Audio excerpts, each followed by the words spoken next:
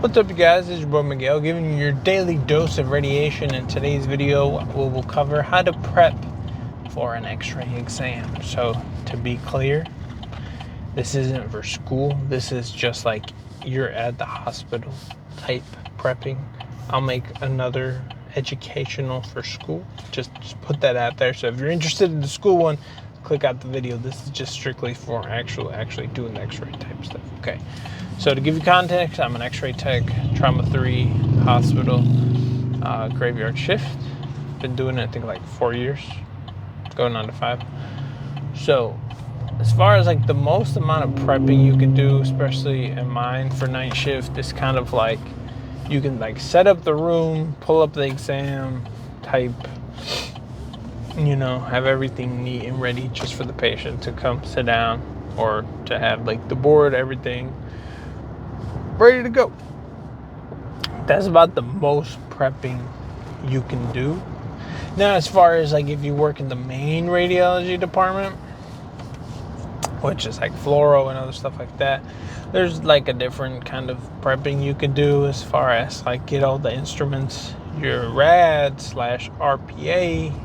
which is that radiology physical assistant, which is the one under the RAD. So the hierarchy is radiologist, RPA, you. So just common knowledge for those who don't know. So you can like set up, depending on what you need. You may need gloves, you may need this. You have like different stuff, the little tubing set up certain way. It all kind of depends on what the person or the rad or whoever is doing stuff will like.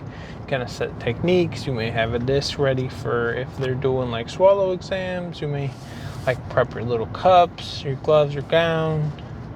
Have like, the patient come in, give them a little spiel, the rundown, do, kind of the basics, and have the patient already ready for, what to expect.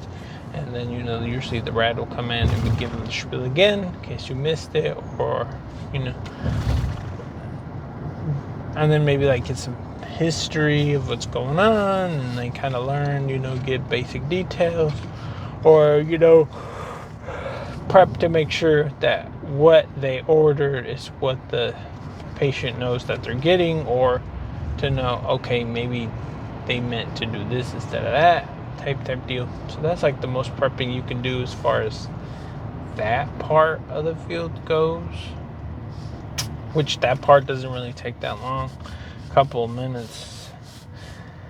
And I mean, as far as like patient outbuilding, the POB, there's certain places, like if it's digital, you'll be fine. But if it's like cassette wise, what certain places you can do, because certain places they'll have their cassettes in the radiation room, you can like put it through the little cleaning, we'll wipe them out to make sure there's no artifacts type deal. You can kind of do that. But that's really all the prepping you can do in our field. Because I know, like, in other fields, you can, like, prepare medicine. Well, we have, I guess, gastrographing and lidocaine and other stuff like that. And you can kind of have ready that you use certain exams, use lidocaine to numb for pain and stuff. Or, like, gastrographing, you can have bottles or barium type stuff. I guess you could prep those, too, depending on, like, if it's a baby, you go about different formulas. You could technically, I guess, prep for those type deals. Sometimes it's a good and bad, because sometimes like the patient will come in and like the RPA or the rad's like, yeah, we're not using contrast. This is going to be an air enema, or it's going to be a this and that. So it's kind of like a type of deal. You kind of have to gauge the situation to know if they're going to need it, or else you just kind of wasted it. Yeah, it's been your boy Miguel. Hope this gives you basic knowledge of what you need to know, and see you on the next one.